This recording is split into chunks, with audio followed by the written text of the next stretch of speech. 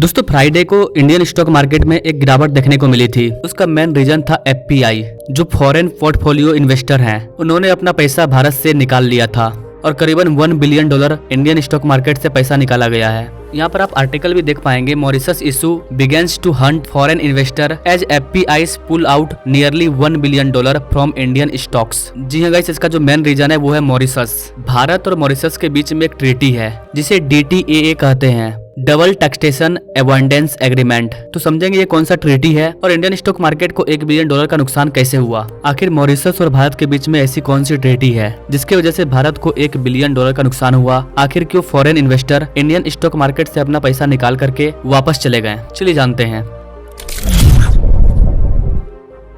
Guys, दुनिया के कई से कंट्री हैं जो इंडियन स्टॉक्स में अपने पैसे को इन्वेस्ट करते हैं और अभी रिसेंटली मॉरिशस के साथ जो एग्रीमेंट हुआ है उससे देख करके उसके वजह से $1 बिलियन यानी कि करीबन 8,000 करोड़ रुपए को इंडियन स्टॉक मार्केट से निकाला गया है। तो हमारा जो BSE सेंसेक्स है वो नीचे जा चुका था। ये ट्रीटी क्या है गाइस? इस ट्रीटी की वजह से जो मॉरिशस के इन्वेस्टर हैं और भारत में अपना पैसा इन्वेस्ट करते हैं, इससे उनको फायदा मिलता है। लेकिन यहाँ पर प्रॉब्लम क्या हो रहा था, ये बेनिफिट सिर्फ मॉरिशस के लोगों को मिलना चाहिए था, लेकिन ऐसा ना हो करके दुनिया के जो और भी कंट्री है वो मॉरिशस के थ्रू भारत में अपना पैसा इन्वेस्ट कर रहे थे, जिससे भारत को नुकसान हो रहा था। टैक्स से बचने के लिए वो मॉरिशस का सहारा ले रहे थे और इंडियन स्टॉक्स में अपना पैसा इन्वेस्ट कर रहे थे।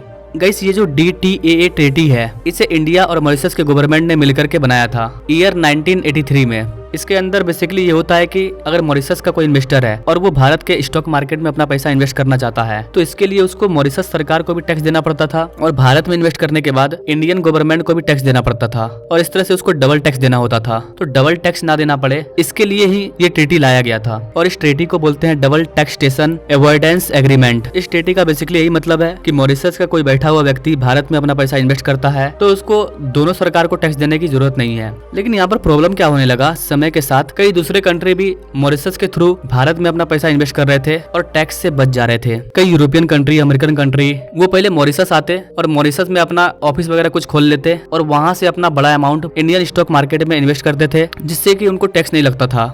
इंडियन स्टॉक्स में इन्वेस्टमेंट करने के मामले में मॉरिशस टॉप 2, टॉप 3 में आता था, लेकिन अभी वो टॉप 4 में है। अभी भारत के अंदर सबसे ज्यादा इन्वेस्टमेंट अमेरिका से आता है, सिंगापुर से आता है और लग्जमबर्ग से आता है। उसके बाद मॉरिशस करीबन 70 लाख करोड़ रुपया। तो ये सब जो प्रॉब्लम हो रहा था, इसके वजह से भारत और मॉरिशस ने मिलकर के एक मीटिंग किया और एक एग्रीमेंट तैयार किया और ये जो DTAA है इसमें थोड़ा सा सुधार किया गया। और जैसे ही इस एग्रीमेंट की बात पब्लिक में आई, पूरे इन्वेस्टर में हड़कंप मच गया कि अब हमको भारत सरकार को टैक्स देना पड़ेगा, नया नियम आ गया है, अब हम भारत सरकार के टैक्स से नहीं बच पाएंगे। और इसी के हड़बड़ाहट में जो भी विदेशी इन्वेस्टर थे जो मॉरिशस के थ्रू अपना पैसे को इन्वेस्ट किए थे भारत में, उन्होंने अपना पैसा निकाल लिया। इस ट्रीटी में बेसिकली ये चेंजेस लाया गया है, इसमें PPT को इंक्लूड किया गया है, प्रिंसिपल पर्पस टेस्ट। इसका मतलब ये हुआ कि जो भी व्यक्ति मॉरिशस से भारत में पैसा इन्वेस्ट कर रहा है तो उसको एक डिटेल दिखाना होगा कि वो सिर्फ पैसे कमाने के लिए अपना पैसा इन्वेस्ट नहीं कर रहा है, बल्कि एक पार्टिकुलर रीजन की वजह से भारत में इन्वेस्ट कर रहा है। मतलब उसका प्रिंसिपल पर्पस क्या है इन्वेस्टमेंट करने का। अगर आप सिर्फ टैक्स से बचने के लिए मॉरिशस के थ्रू भारत में इन्वेस्ट कर रहे हो तो फिर आपसे टैक्स लिया जाएगा। तो इस तरह के कई सारे चेंजेस किए गए हैं, जिसकी वजह से इंडियन स्टॉक मार्केट में हड़कंप मचा है। बेसिकली हर देश में ये होता है ना